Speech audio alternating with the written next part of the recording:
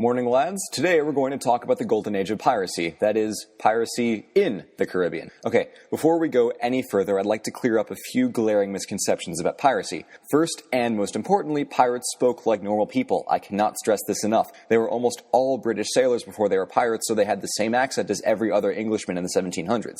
Second, pirates did not have maps that led to buried treasure. Only 3 people in all of history were actually dumb enough to bury their treasure, and it was promptly stolen in each case. Third, no one ever made anyone walk a plank. Fourth, pirates generally had both of their eyes in good working order. Some happened to wear eye patches so that they could have one eye adjusted to darkness when they went below decks of a ship, because honestly, it's pretty dark down there, and if you were a pirate and you had lost an eye, you would die from an infection before you could even start to worry about picking out your designer eye patch. Lastly, a boat and a ship are not the same thing. A ship can carry a boat, but a boat cannot carry a ship.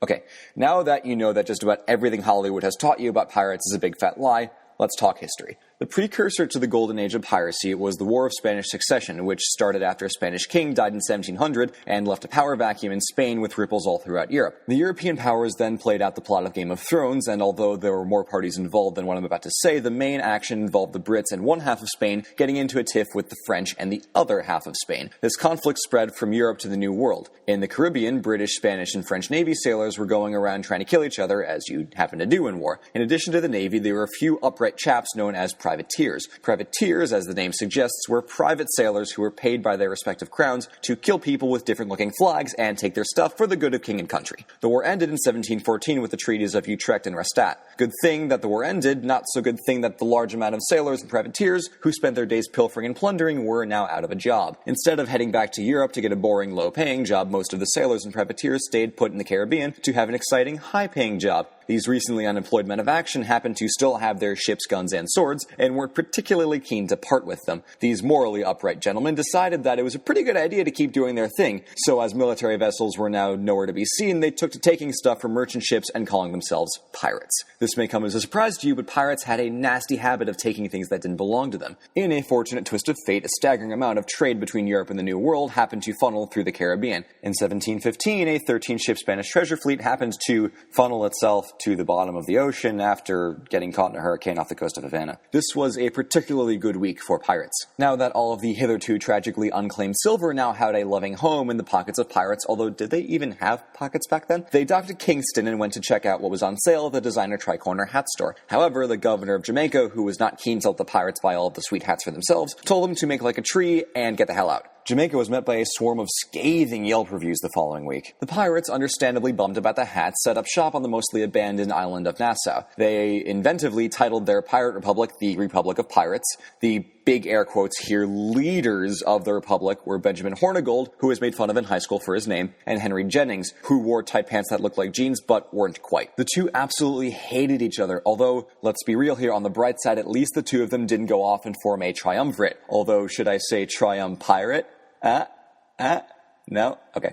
So they were already off to a better start than Caesar. Hornigold's buddies were Ed Thatch, who ran out of razors years ago, Stede Bonnet, known as the Gentleman Pirate, and Sam Bellamy, who thought he was Robin Hood. Jennings' buddies were Calico Jack Rackham, who was essentially a dumber Jack Sparrow, Charles Vane, who had a rocky relationship with Madonna, Mary Read, whose name isn't James, and Anne Boddy, who made you cry when she sang The Parting Glass. This jolly bunch was known as the Flying Gang because they all sailed ships for a living. Yeah, I don't know why they're called that either. The Flying Gang and as many as 1,000 other pirates called Nassau their home. Blackbeard was elected magistrate of this happy little republic after winning a beard off with the other pirates. One important aspect of this happy little pirate republic was that they had a very nice code of conduct. You'd be surprised about how much these pirates really cared about fairness, honesty, and democracy. And pink. In Nassau or at sea, everything was put to a vote. Common topics of vote were, should we attack this innocent-looking ship? What supplies do we need to steal? And even, does this Tri-Corner hat make me look fat? See, this is why they really wanted those slim-fit ones from Kingston. The voting on that first question, the should we attack these poor sods one, almost always ended up yes, and the understood pirate rule of please don't attack British ships, please, found itself tossed out the window. The Flying Gang developed a habit of ganging up on British frigates, and Britain became slightly alarmed when its frigates didn't come back from paid vacation. Those expenses add up, man, okay? The last straw was when, after Blackbeard's crew somehow all got sick with syphilis, Blackbeard and co. attacked Charlestown for the sole purpose of taking medicine. It's worth noting that Blackbeard liked to set his hair on fire and created a terrifying persona because he didn't like killing people. Aw, how adorable. Nice of Blackbeard to not want his crew to have syphilis and to not kill people, but not so nice of him to attack a British-held city.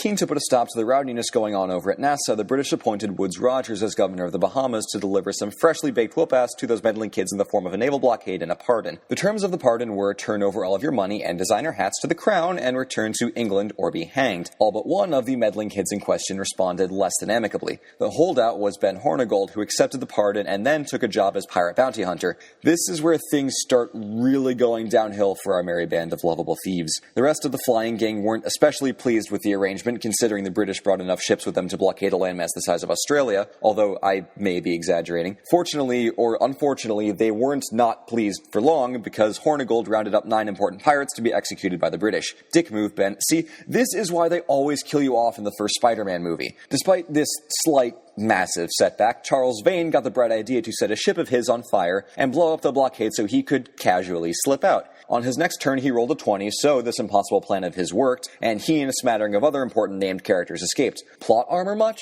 Well, not really for long. Blackbeard by this point had had enough, so he sailed to Carolina to retire, and I've seen enough cop movies to know that this will go to hell immediately. Some British ships pulled up to have one of Julius Caesar's famous quick chats with Blackbeard, and he, again, mysteriously ended up dead. Also, while all of this is happening, Stede Bonnet kind of dies off screen. Sorry. I'll warn you from here on out that absolutely everyone dies. First off, Turncoat Hornigold died in a shipwreck because Peter Parker didn't trip the Hurricane while it was running into the elevator to escape with the stolen cash. Yeah, I A, don't feel particularly sad about that one, and also B, this metaphor is kind of falling apart on me. Next up, Charles Vane was wrecked on an island. Well, on that island, a British commander rolled by to say that if you saw Charles Vane on that island in 1 month's time, it was straight to hanging for him. Vane's luck was bound to run out sooner or later. He ended up rolling a 1 on the next turn, and that same commander from earlier happened to be having dinner with another British captain on a different British ship that happened to be sailing past Vane's cozy island. Vane was then taken to a Jamaican prison and later hanged. Stupid frickin' RNG, I swear to God. Mary Read and Bonnie and Calico Jack had escaped Nassau in the blockade explosion thanks to Charles Vane, and enjoyed a career of piracy for a few more years, until one night when Jack and his Cala company of pirates got pissed drunk below decks on the same night a British ship came to kick ass and chew bubblegum. The British ship in question, which was tragically out of bubblegum that night, had no trouble with Rackham and his mates, although Bonnie and Reed fought valiantly, though being the only 2 sober people on a ship full of pirates more drunk than your Uncle Jack at last year's family reunion, they were quickly overwhelmed and captured. Rackham was promptly executed, but Bonnie and Reed were granted a temporary pardon on the basis that they were both pregnant. I will let you fill in those blanks. Mary Reed died of a fever after childbirth in prison, and Anne Bonny disappears from the history books completely after her sentencing. I should mention that Anne Bonny was especially fond of close-up magic, and the prevailing historical theory suggests that she escaped after making a bet with a guard that she could make a deck of cards turn into a dove. 5 minutes of elaborate shuffling and several broken laws of physics later, the guard, who was a man of his word, let her go. True story.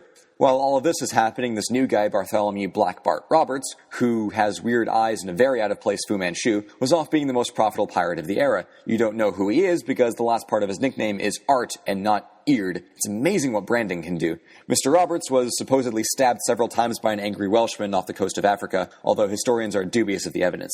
By 1722, everyone who was important was dead. Nassau had long been abandoned, and piracy pretty much fizzled away, leaving the Caribbean a safe and peaceful place. Well, except for the Kraken over there. Someone has to deal with that, and it is not going to be me.